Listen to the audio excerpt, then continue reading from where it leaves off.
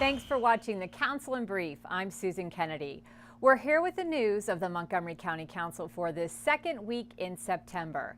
And the Council has returned from its summer recess with a full agenda, and we start this week with plans for a county-wide food recovery network.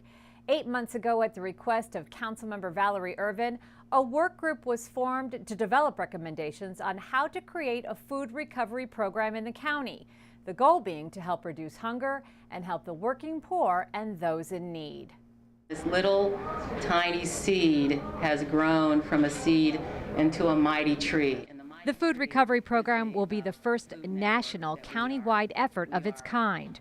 Earlier this year, the county's food recovery work group began developing ideas on how to create a program that would recover and donate surplus unsellable food.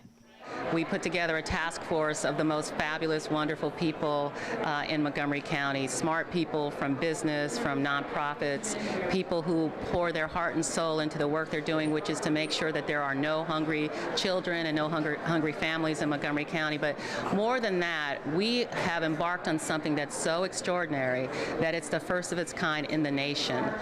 Councilmember Valerie Irvin was motivated to start the program here in Montgomery County after seeing the work of two University of Maryland students who created a model of food redistribution.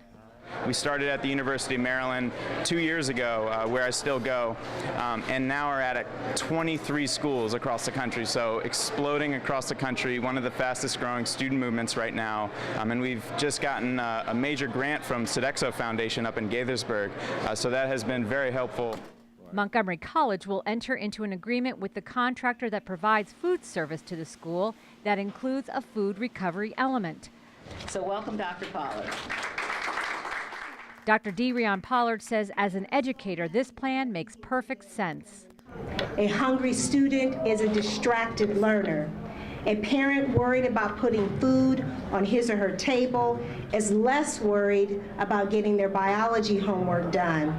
And if we are to live up to our promise at Montgomery College of providing and promising endless possibilities, we must engage in the battle to end hunger in our community and to help our students succeed. Councilmember George Leventhal and County Executive Ike Leggett have launched a campaign to address panhandling. Give a Hand Up, Not a Hand Out is the name of this grassroots public education effort. The program encourages drivers to donate to county social services instead of giving cash to panhandlers. When you text SHARE on your cell phone to 80077, you will be contributing to a fund that the county will use to provide food, shelter, and health care to those in need.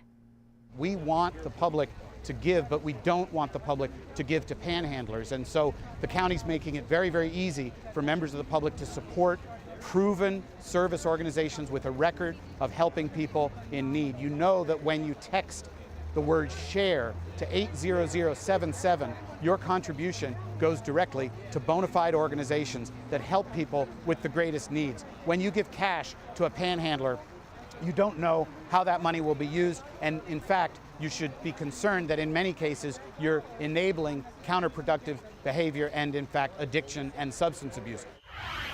Councilmember Mark Elrich is working on a bill that would increase the minimum wage in Montgomery County to $12 per hour.